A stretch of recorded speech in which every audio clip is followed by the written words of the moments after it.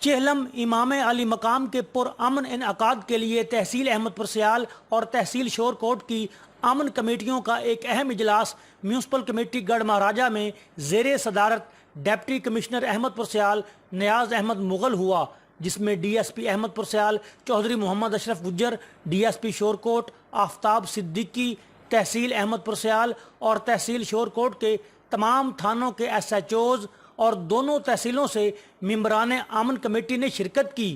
اجلاس میں 40 کی مجالس اور جلوسوں کے پرامن انعقاد کے لیے لائحہ عمل تشکیل دیا گیا۔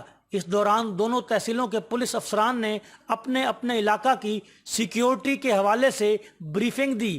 قیام امن کے سلسلہ میں ممبران امن کمیٹی کی تجاویز کا بھی بھرپور خیر مقدم کیا گیا۔ اجلاس سے خطاب کرتے ہوئے اسسٹنٹ کمشنر نیاز احمد مغل نے کہا کہ دین اسلام امن اور سلامتی کا دین ہے۔ اخوت، مساوات اور مذہبی رواداری و ہم آہنگی کو فروغ دے کر امن و امان کی فضا کو برقرار رکھا جا سکتا ہے۔ انہوں نے کہا کہ حکومت 40 کے جلوسوں کی سیکیورٹی کو فول پروف بنانے کے لیے اپنے تمام تر وسائل بروئے کار لا رہی ہے۔ تمام ممبران امن کمیٹی نے بھی اپنے بھرپور تعاون کا یقین دلایا۔ آصف چودھری، آغاز سفر ٹی وی، احمد پر سیال۔